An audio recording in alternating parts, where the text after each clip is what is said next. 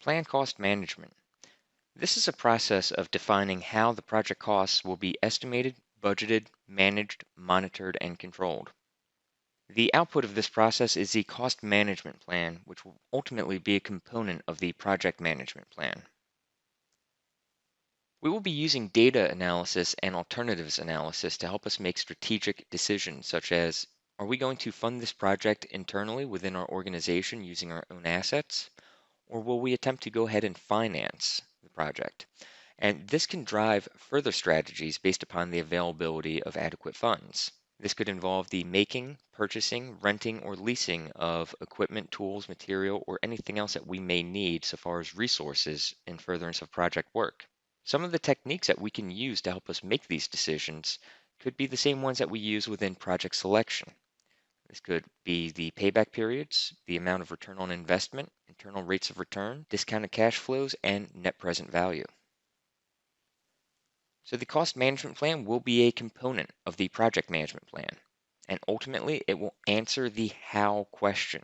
How will the project costs be planned, structured, and controlled?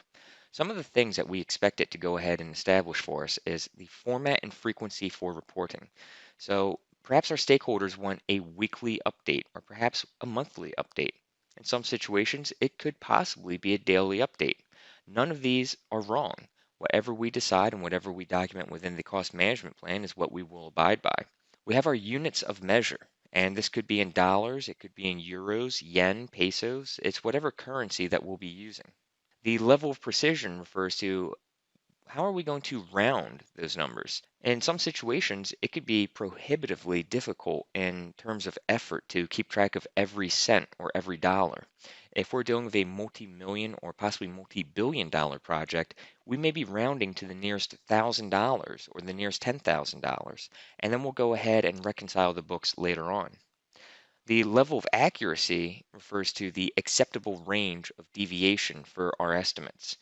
Estimates, at the end of the day, end up being a best guess. There will be some level of deviation. We just want to make sure that we establish what would be considered acceptable for it. An organizational process link determines where control accounts will be placed. Now, these control accounts, we're placing these onto the WBS, and this is going to help us determine, as we do earned value management, the overall viability of the project based upon performance for scope, time, and cost. With our control thresholds, this is the acceptable amount of cost variance. So up until the threshold, we're willing to say that this is perfectly fine. However, once we hit that threshold, that is where some type of corrective action must be performed. Prior to hitting that threshold, if we see that we're trending towards it, we may want to do some type of preventive action to ensure that we don't bump into it. For earned value management rules, we may go ahead and develop our measurement techniques.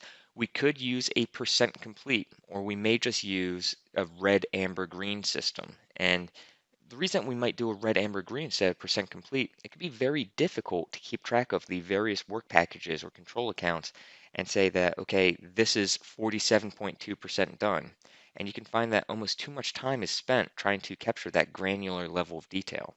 And we also have our equations for estimates at completion. So these are your cost forecasts as you move forward through the project work. We'll be discussing a couple of formulas for EAC. However, your organization may decide to go in a different direction. For purposes of the exam, you only need to know the EAC equations that we'll be going over as part of the control cost process. So we just finished discussing the plan cost management process. To do a quick learning assessment, describe the purpose of this process in your own words. The purpose is to outline the framework for estimating and controlling costs. What are some of the policies and procedures you might set forth here? Well, it could include the type of estimating methods to be used, what types of experts should be consulted, the amount of deviation that we can have, so our variance thresholds before some type of corrective action becomes necessary. What are some of the enterprise environmental factors and organizational process assets that are considered here? So EEFs could include our culture or structure within the organization, market condition, currency exchange rates.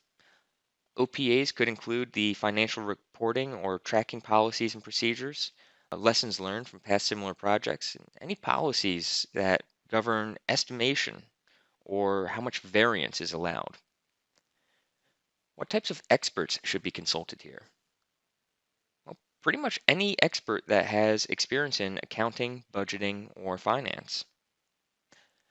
What are some of the data analysis techniques you might employ here? We might go ahead and use alternatives analysis, and from there, we might start looking at the financial techniques that we discussed previously, such as net present value, payback periods, return on investment, internal rates of return, things along those lines.